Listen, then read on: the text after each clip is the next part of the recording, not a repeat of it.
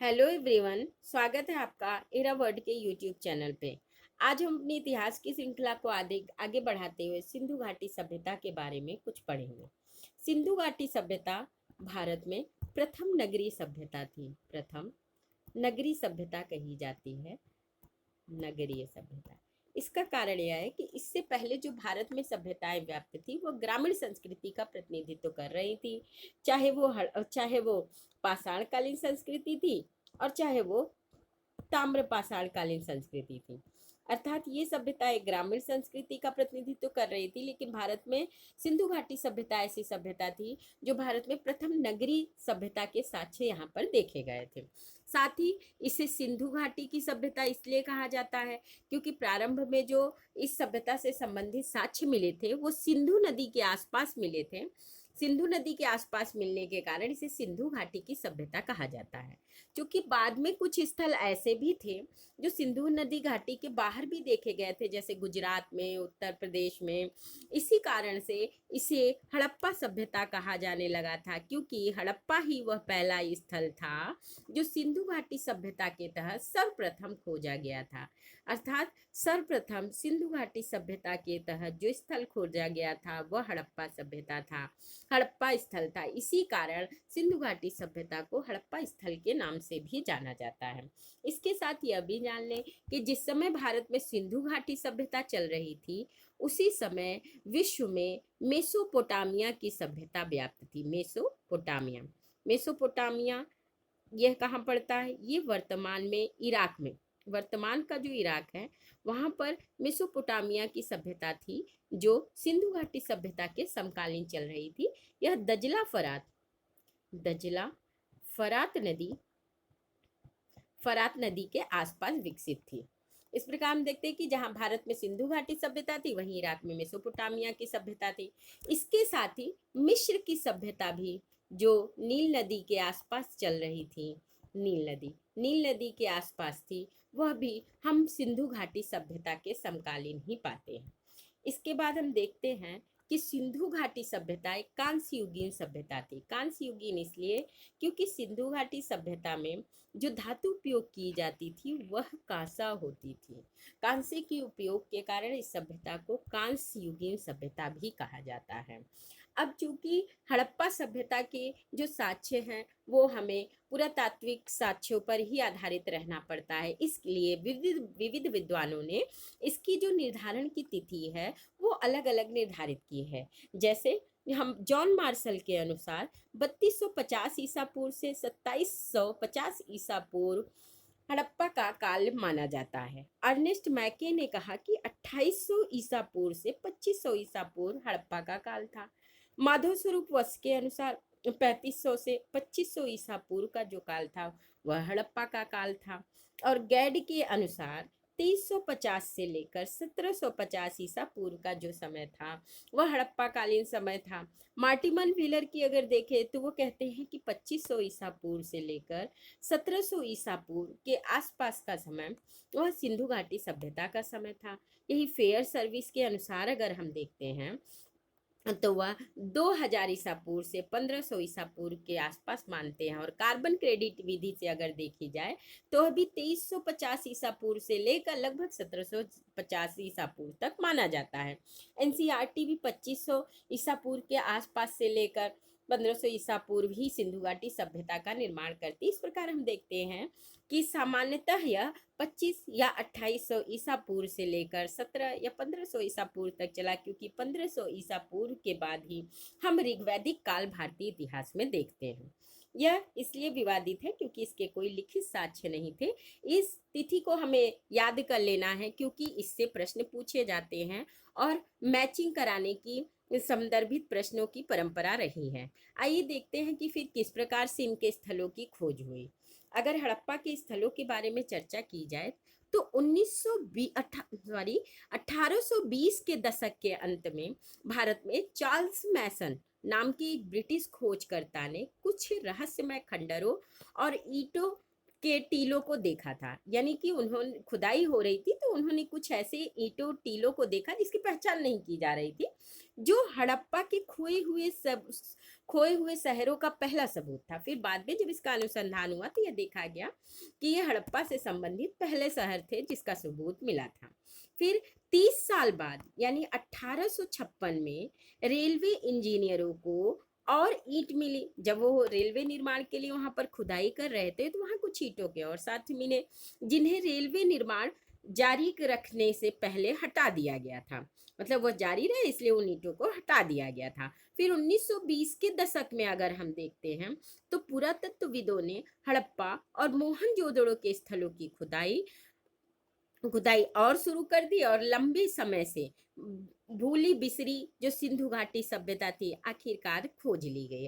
अर्थात 1820 से जो प्रक्रिया गई वो 1920 के दशक आते आते पूरी कर ली गई और भारत में एक नवीन नगरी सभ्यता के साक्ष्य मिलने लगे। फिर 1920 तक सभ्यता के जो अवशेष थे केवल सिंधु घाटी क्षेत्र में पाए गए, जैसा कि हमने पहले भी चर्चा, इसलिए इसे सिंधु घाटी सभ्यता के रूप में जाना जाता है।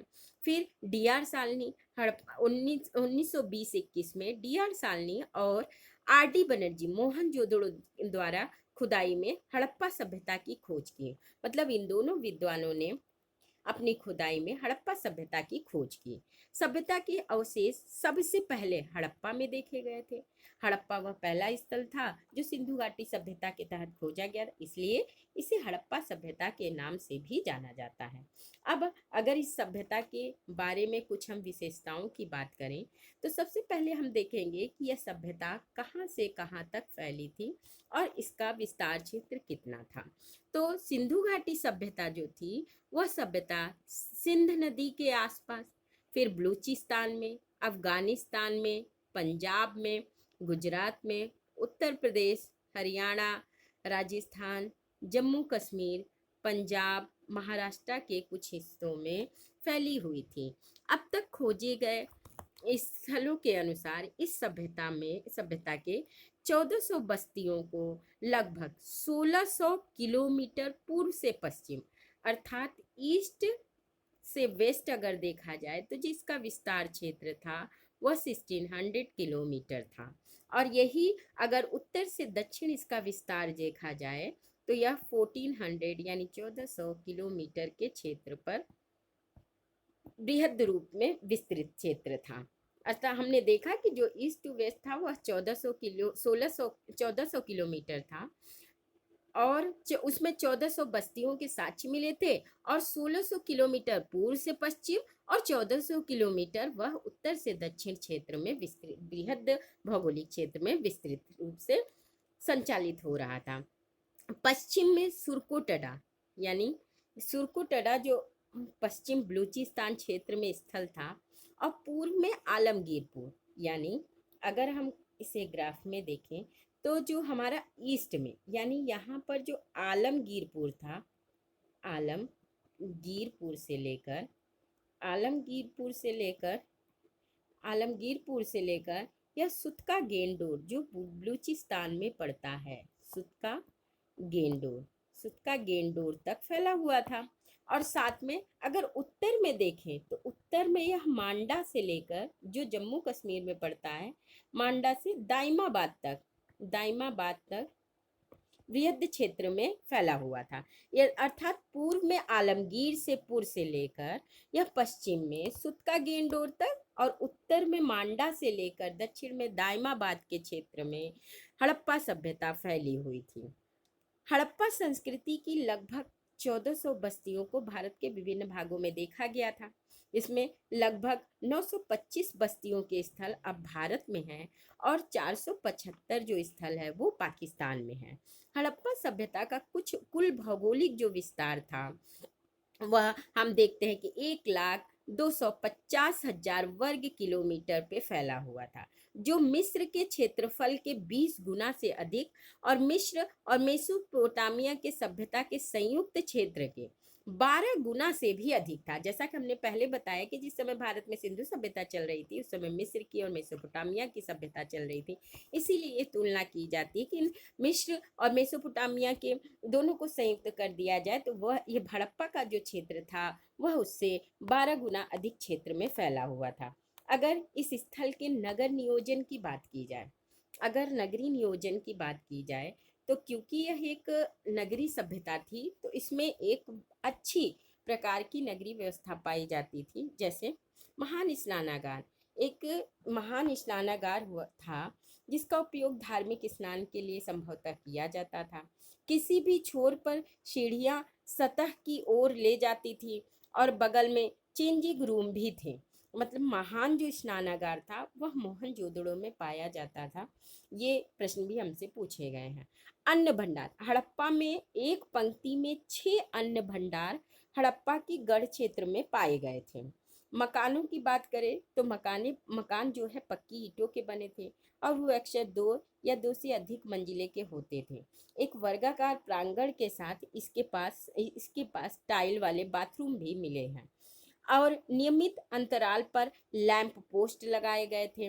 यह स्ट्रीट लाइटिंग के अस्तित्व को भी इंगित करते हैं। अगर नगरीय व्यवस्था का आगे देखें तो यह एक अनूठी व्यवस्था थी। यहाँ पर पानी की ग्रिड ग्रिड प्रणाली यहाँ पर ग्रिड प्रणाली यानी शहर को बड़े आयताकार ब्लॉक में बांटे गए थे। मतलब इस प्रकार हम कुछ कह सकते हैं कि जो शहर थे वो ग्रिड प्रणाली यानी आयताकार क्षेत्र में बटे हुए थे और एक दूसरे को समकोण पर ही काटते थे। नगरों को 2 भागों में विभाजित किया गया था। ऊपरी भाग गढ़ कहलाता था और निचला भाग कैसे, ऐसे कुछ इस प्रकार से। ये जो ऊपरी भाग था यह गढ़ कहलाता था और यह निचला भाग था। सामान्यतः माना जाता है कि ये वर्ग विभाजन को दिखाता था कि जो उच्च कोटि के लोग रहते थे वह गढ़ क्षेत्र में रहते थे और जिन निचले वर्ग के लोग होते थे वो निचले क्षेत्रों में रहते थे।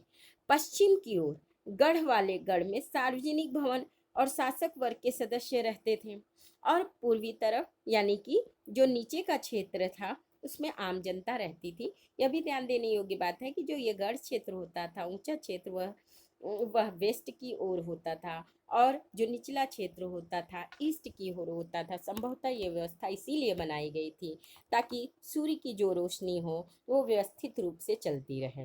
अंडरग्राउंड ड्रेनेज सिस्टम ने सभी घरों को मोटर और चूने और जिप्सम से बनी गली की नालियों से जोड़ा गया था। मतलब जो नालियां थी चूने और जिप्सम से बनी थी, वो या तो ईंट या पत्थर के स्लैब से ढके होते थे। मैनहोल से सुसज्जित थे, यानी बीच बीच में नालियों में मैनहोल बनाए गए थे जिससे उनकी सफाई व्यवस्था की जाए। स्वास्थ्य और स्वच्छता की विकसित भावना को दर्शाया गया है। मतलब जो यहाँ पर नगरीय व्यवस्था देखी जाती है उसमें देखा जा सकता है कि स्वास्थ्य की जो व्यवस्था थी और नालियों की वह उच्च कोटि की थी। अगर आगे हम देखते हैं कि हड़प्पा सभ्यता में किस प्रकार की कृषि व्यवस्था प्राप्त थी। यह सभ्यता की रीढ़ थी, अर्थात कृषि जो व्यवस्था थी वह सभ्यता की रीढ़ थी, क्योंकि जो कृषि में अधिशेष बचते थे उसी के द्वारा व्यापार संचालित होता था।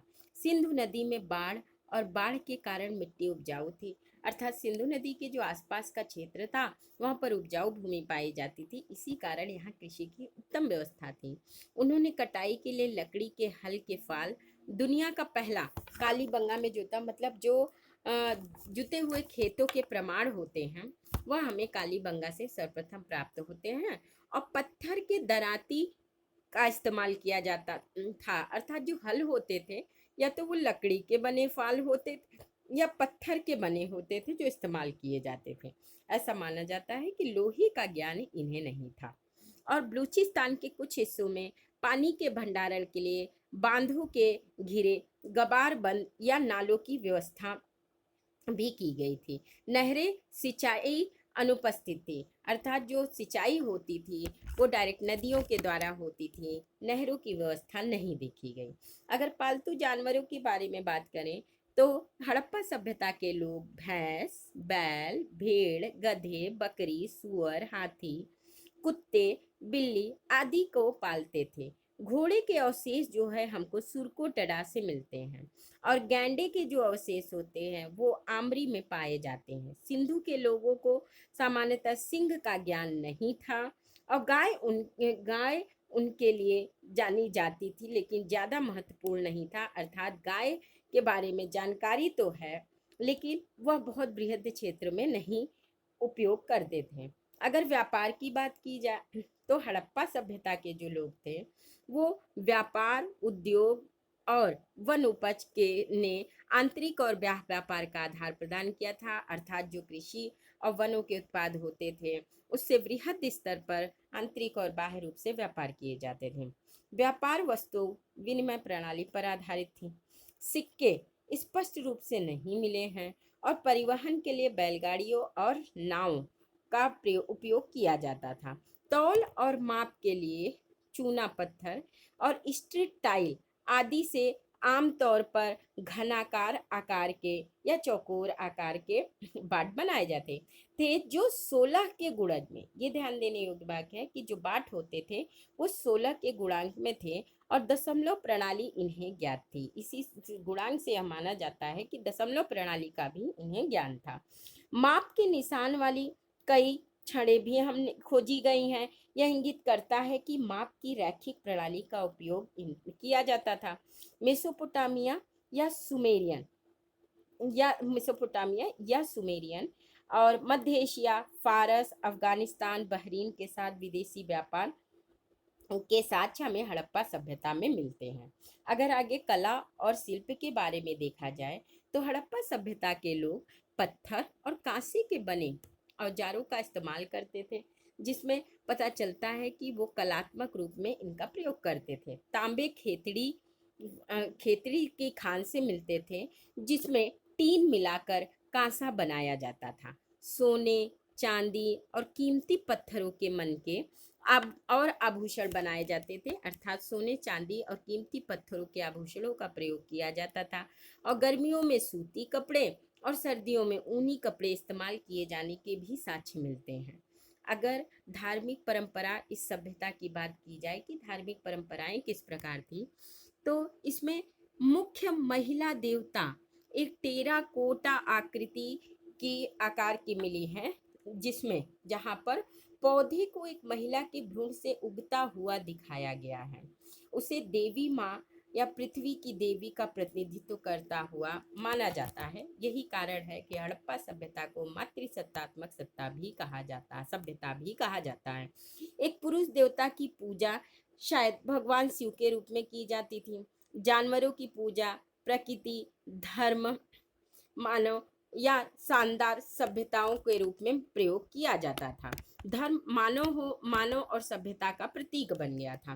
पेड़ों की उनकी प्राकृतिक अवस्था में या उसके वास करने वाली आत्माओं की पूजा करने की भी परंपरा थी।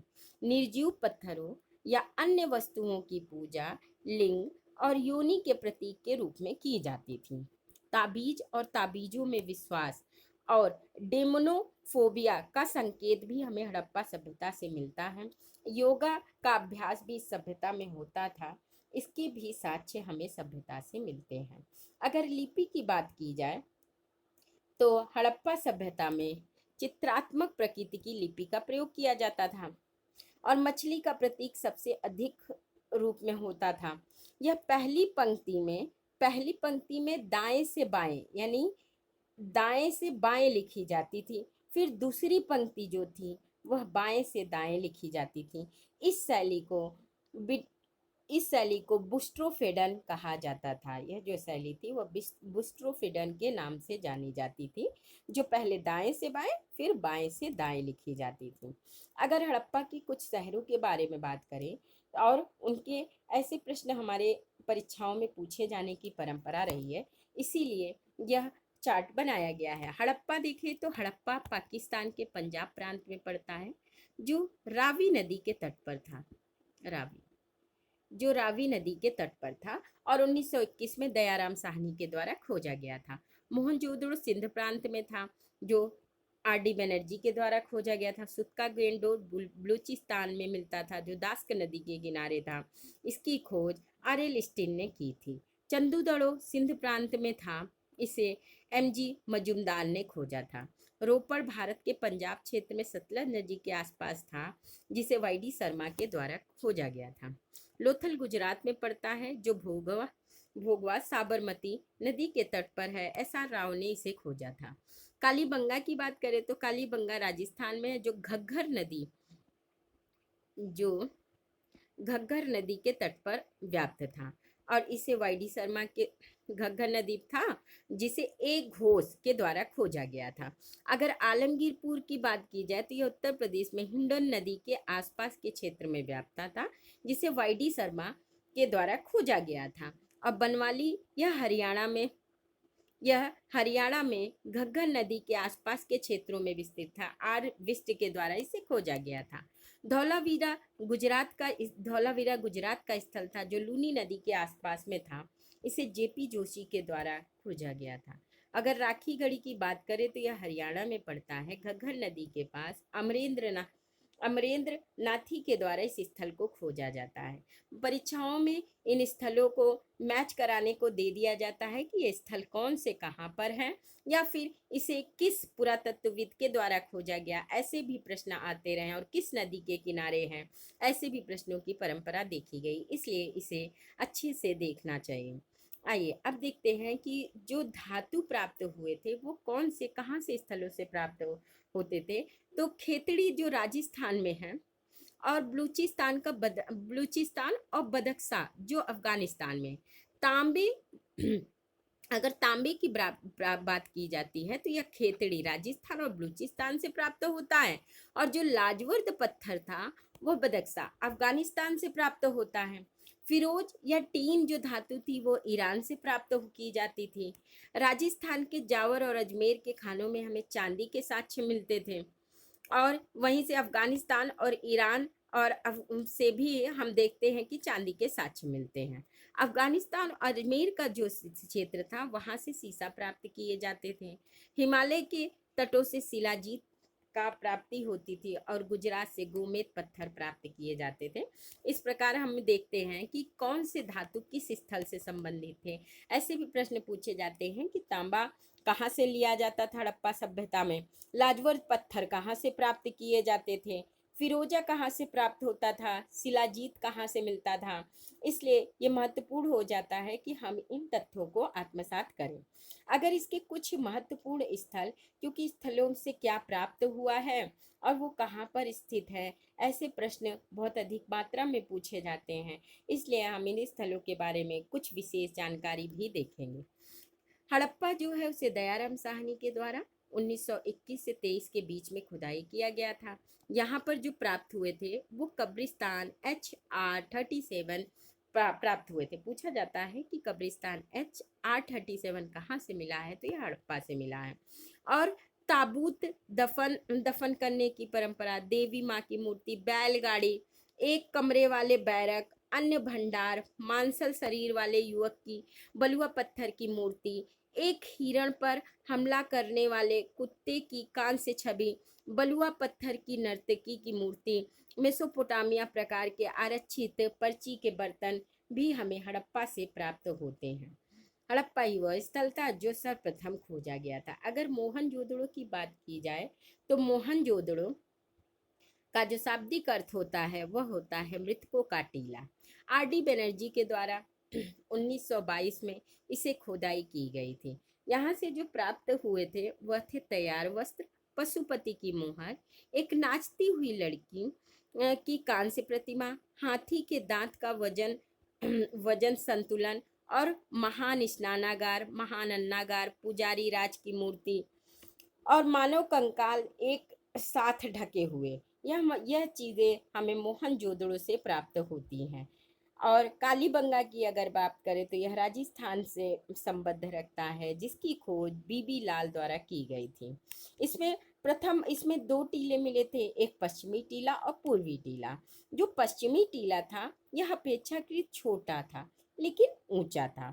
और पश्चिमी टीले में निम्न स्तर में हड़प्पा प्राक संस्कृति के अवशेष प्राप्त हुए हैं, यानी प्राक हड़प्पा के भी जो साक्ष्य हैं वो हमें पश्चिमी पश्चिमी क्षेत्र से प्राप्त हुए हैं। पश्चिमी अर्थात इस प्रकार कह सकते हैं ये पश्चिमी क्षेत्र था जो ऊंचा था, और नीचा था कम ऊंचाई पे थे वो पूर्वी क्षेत्र था।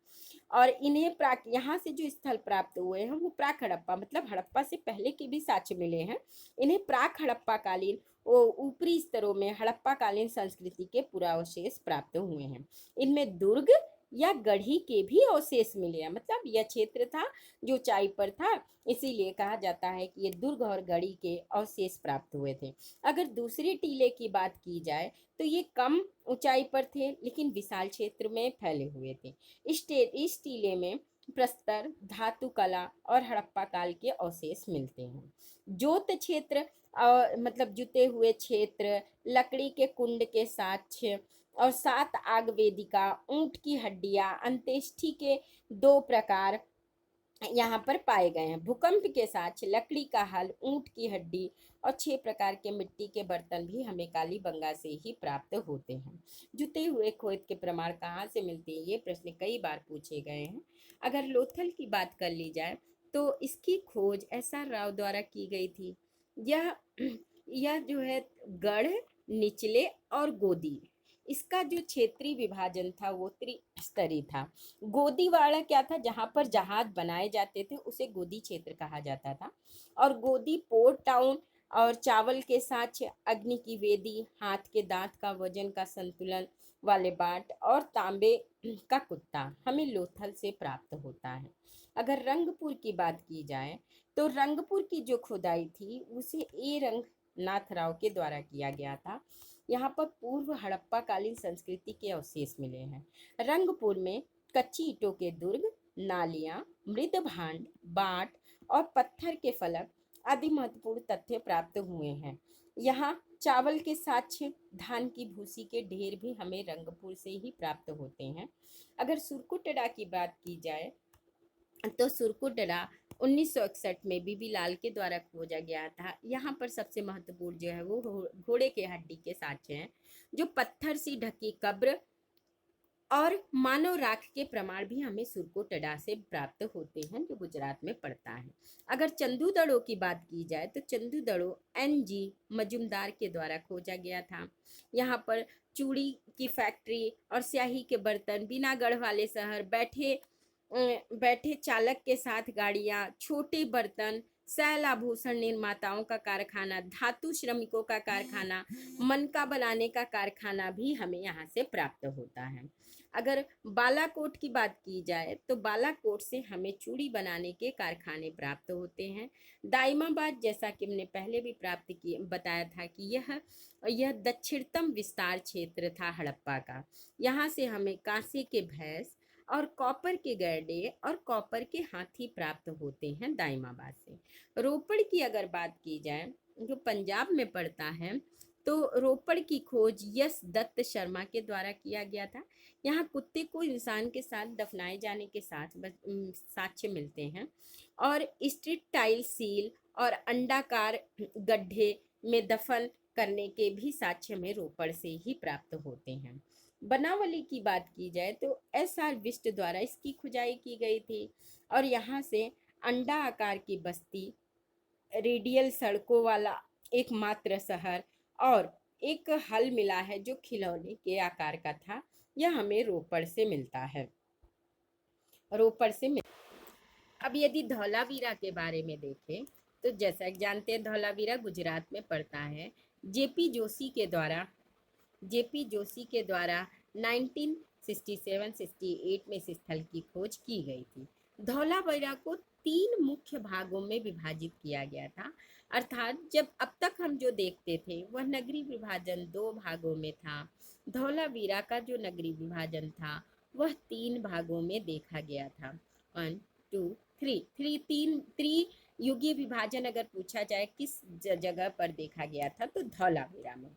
उसे जो दुर्ग भाग, मध्यम भाग तथा निचला भाग कहा जाता था। मध्यम नगर केवल धौलावीरा में ही पाया गया है, और जगह जहाँ भी विभाजन था 2 स्तरीय ही विभाजन मिले हैं। धौलावीरा से सिंधु लिपि के सफ़ेद खड़िया मिट्टी के बने 10 बड़े अक्षरों से लिखे गए एक अभिलेखीय पट्ट की छाप भी मिली है। यह संभवतः विश्व का प्रथम सूचना पट्ट का प्रमाण माना जाता है। विशाल जल भंडारण, अद्वितीय जल दोहन प्रणाली, बांध, तटबंध, स्टेडियम, रॉक कट वास्तुकला के जो प्रमाण है वो भी हमें धौलावीरा से ही प्राप्त हुए हैं। और धौलावीरा की अगर बात किया जाए तो धौलावीरा को अभी हाल ही में यूनेस्को ने 40वें विश्व विरासत स्थल के रूप में शामिल किया गया है। आइए अब राखी गढ़ी के बारे में अगर देख लिया जाए तो राखी गढ़ी का व्यापक रूप से जो उत्खनन हुआ था उसे अमरेंद्रनाथ के द्वारा कराया गया था। अमरेंद्रनाथ यहाँ पर एक 4500 बूढ़ी औरत के कंकाल प्राप्त हुए हैं। बूढ़ी औरत के कंकाल और मिट्टी का हल भी हमें राखी गढ़ी से प्राप्त होता है। आगे इस प्रकार हमने देखा कि हड़प्पा के कुछ स्थल हैं जो महत्वपूर्ण तथ्यों के लिए जाने जाते हैं और यहाँ पर कुछ विविध प्रकार की वस्तुएं प्राप्त की गई हैं। अब अगर हड़प्पा सभ्यता के पतन की बात की जाए तो हड़प्पा सभ्यता का जो पतन था, जिस प्रकार से हड़प्पा सभ्यता के उदय के बारे में विवाद रहता है कि अचानक से कैसे भारतीय सभ्यता में इतनी बड़ी नगरीय सभ्यता का उदय हो गया, वैसे ही इस बात को से भी एक अचंभा सा प्रतीत होता है कि कैसे इतनी बड़ी सभ्यता अचानक से विलुप्त हो गई।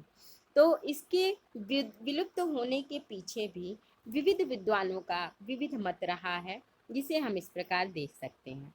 बाहरी आक्रमण, कुछ विद्वान जिसमें मार्टिमर व्हीलर, पिग गोट और गार्डन चाइल्ड हैं, इन्होंने कहा कि बाहरी आक्रमण के कारण सिंधु सभ्यता का पतन हुआ।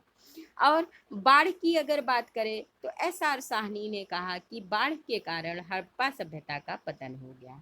के.वी.आर. कैनेडी ने कहा कि ऐसा नहीं है, महामारी के कारण हड़प्पा सभ्यता का पतन हो गया। और कुछ लोगों ने कहा कि भूकंप के कारण यानी विवर्तनिक विक्षोभ के कारण, तो मार्शल और राइक्स ने के अनुसार हड़प्पा सभ्यता का पतन विक्षोभ के कारण यानी भूकंप के कारण हो गया। आर.एल. स्टाइल और एन घोष के अनुसार जलवायु परिवर्तन ऐसा कारण था जिसके कारण हड़प्पा सभ्यता का पतन हो गया। और इसके साथ फेयर सर्विस ने कहा कि वनों की अधिक कटाई और संसाधनों की कमी और पारिस्थितिक असंतुलन के कारण हड़प्पा सभ्यता का पतन हुआ। और बाढ़ के कारण किसने कहा, तो मार्शल और एस.आर. राव और मैके एक कुछ ऐसे विद्वान थे जिन्होंने कहा कि हड़प्पा सभ्यता का पतन बाढ़ के कारण हुआ। एक बात और ध्यान देने की बात है कि हड़प्पा सभ्यता का जो पतन था वह उसके नगरीय स्वरूप में पतन के कारण माना जाता है। नगरीय स्वरूप धीरे धीरे पतित होने लगा और भारतीय भूखंड में हमने देखा कि फिर ग्रामीण सभ्यता, जिसे परिवर्ती ताम्र पाषाण कालीन ग्रामीण सभ्यता, जो परिवर्ती ताम्र पाषाण कालीन संस्कृति के रूप में भारतीय भूभाग क्षेत्र में देखा गया था। अर्थात सिंधु घाटी का जो पतन था उसके नगरीय तत्व के पतन के रूप में देखा जाता है। और नगरीय सभ्यता के पतन के बाद कुछ ग्रामीण सभ्यताओं का उदय हुआ। फिर आगे भारत का इतिहास बदलता रहा और वैदिक कालीन संस्कृति का उदय होता है। इस प्रकार हम देखते हैं कि किस प्रकार से भारत में पहले पाषाण युग आता है, फिर ताम्र की वस्तुएं और हथियार यूज हुए, उसके बाद कांसे का उपयोग के साथ ही हड़प्पा नामक एक प्रथम नगरीय क्रांति भारतीय संस्कृति में देखा गया। इसके साथ ही हम आज हड़प्पा के क्लास को खत्म करते हैं। यह जान लें कि संस्था के द्वारा यूपीपीएससी, जिसका आज नोटिफिकेशन भी आ गया है, उसके लिए एनलाइटमेंट प्रोग्राम के साथ साथ ऑनलाइन टेस्ट सीरीज 150 क्वेश्चनों की चलाई जा रही है, जिसके लिए किसी भी प्रकार की जानकारी आप दिए गए व्हाट्सएप नंबर पे कॉल करके या फिर मैसेज करके पूछ सकते हैं और इस प्रोग्राम का लाभ उठा सकते हैं। धन्यवाद।